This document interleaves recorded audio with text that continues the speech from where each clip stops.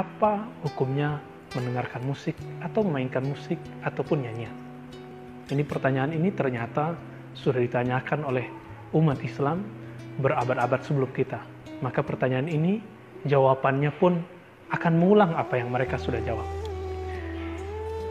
Yang paling mengena dan paling pas dalam menjawab hal ini adalah Imam Al-Mujtahid Ibn Hazm Al-Andalusi.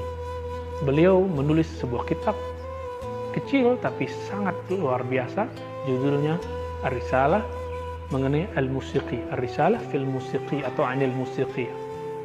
Imam Ibn Hazm mengatakan di sana, beliau juga bergelar Al-Hafiz. Al-Hafiz berarti hafal hadis ribuan lengkap dengan sanadnya dan mengerti bagaimana kualitas-kualitasnya. Beliau memastikan bahwa tidak ada satupun hadis yang sahih menurut Imam Ibn Hazm. Ini kata kuncinya, menurut Imam Ibn Hazm tidak ada satu hadis pun yang sahih yang dapat digunakan untuk mengharamkan mendengarkan musik atau nyanyian. Perkataan ini kemudian jadi bahan obrolan, perdebatan, diskusi para ulama setelah Ibn Hazm. Apakah benar yang Ibn Hazm maksudnya? Terlepas dari semua perdebatan itu, mari kita lihat apa dalil Imam Ibn Hazm dalam membolehkan musik. Dan dia memperhatikan dalil mana yang digunakan orang untuk mengharamkan musik. Pertama, dalil yang paling sahih untuk mengharamkan musik cuma satu, yaitu yang ada dalam Sahih Bukhari, la yakununna min ummati. Akan ada sekelompok dari umatku, awamun min ummati dalam riwayat lain, sekelompok umatku yastahilluna al-hirra wal harira wal khamra wal ma'azif. Yang mereka menghalalkan hirra wal harir, kemudian di belakangnya khamra, khamar wal ma'azif. Wal ma'azifa. Apa arti ma'azif? Ma'azif merupakan jamak dari ma'azaf atau azaf yang berarti alat musik atau ma'azif. Ya. Ini berarti alat musik. Yang dulu dipahami alat ma'azif adalah alat musik yang dipukul. Karena orang Arab hanya mengerti alat musik saat itu adalah alat pukulan. Berdasarkan hadis ini, beberapa ulama, sebagian ulama mengharamkan musik. Kita tidak menyalahkan ini atau tidak percaya langsung juga. Kenapa? Karena hadisnya secara harfiah, secara tekstual memang menyebutkan akan muncul sekelompok orang yang menghalalkan harir. Ini berarti baju atau pakaian yang terbuat dari sutra. Kemudian khamra berarti tuak, wine, khamar dan sejenisnya. Wal ma'azif, dan ma'azif alat musik.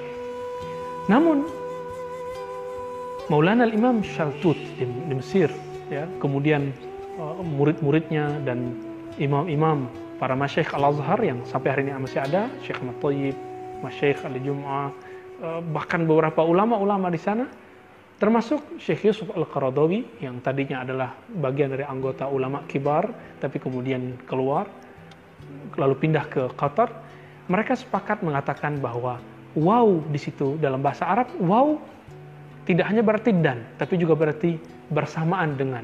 Artinya mereka menghalalkan al-hirra wal harir yang berarti baju sutra, kemudian khamar dilanjutkan bersamaan dengan adanya ma'azif alat musik.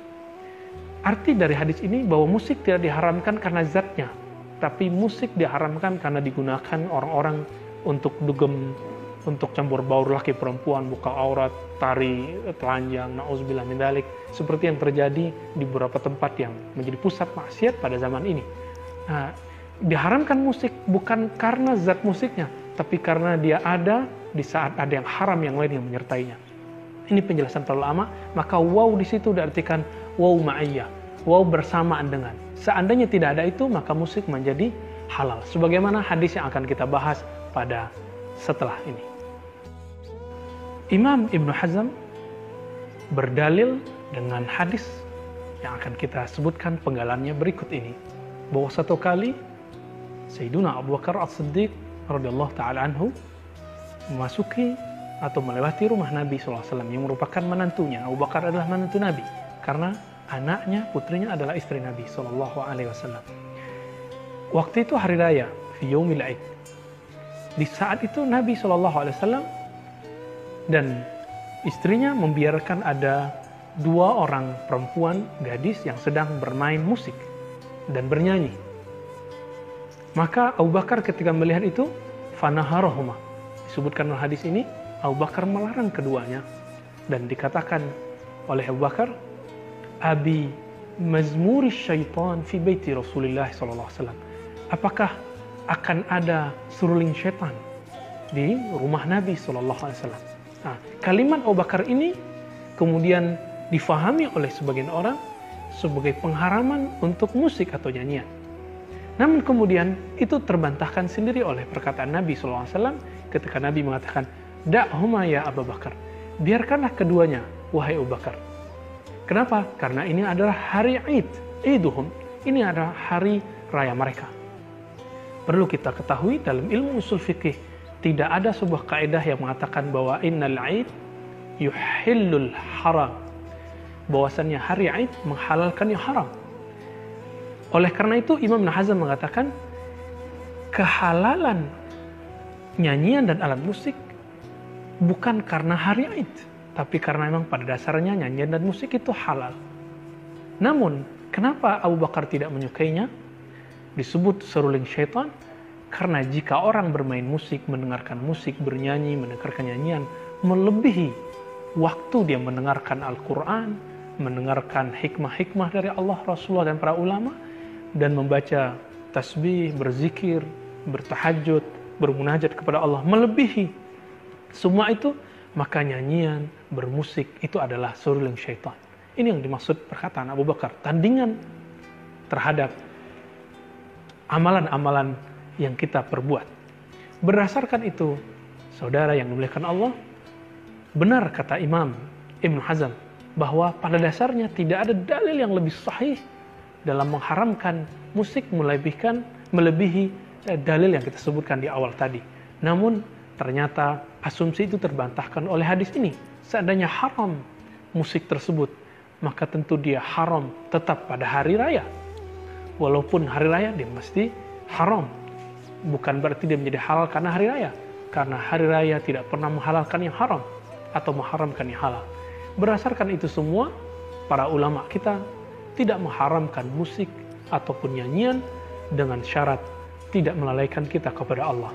Terakhir, Imam Al-Ghazali, Abu Hamid Al-Ghazali membahas pembahasan ini yang sangat panjang dalam kitab Ihya Ulumuddin bab Kitabus Sama, dan beliau mengatakan, kesimpulan besarnya, jika nyanyian dan musik itu baik, menyegarkan hati, menumbuhkan kerinduan kepada Allah, melembutkan jiwa, maka itu hasan. Ya. Hasanuhu hasan. Yang baik dari musik dan nyanyian itu adalah hukumnya baik. Maka jika dia syar, fahuwa syar. Jika dia buruk, maka dia dihukumkan buruk. Berarti jika dia bagus, maka jadi halal. Jika dia kata-katanya kotor, musiknya membuat orang menjadi anarkis, lupa kepada Allah, dia menjadi makruh, maksimal haram. Oleh karena itu, sahabat yang dimuliakan Allah, kami tidak melarang kita mendengarkan musik, bermain musik, selama itu tidak melupakan kita kepada Allah, mengurangi munajat kita kepada Allah SWT. Namun sebaik-baik orang yang menjadikan Al-Qur'annya sebagai nyanyiannya, tasbihnya sebagai musiknya. Wassallallahu ala sayyidina wa maulana Muhammad wa ala alihi wa ashabihi ajma'in. Assalamualaikum warahmatullahi wabarakatuh.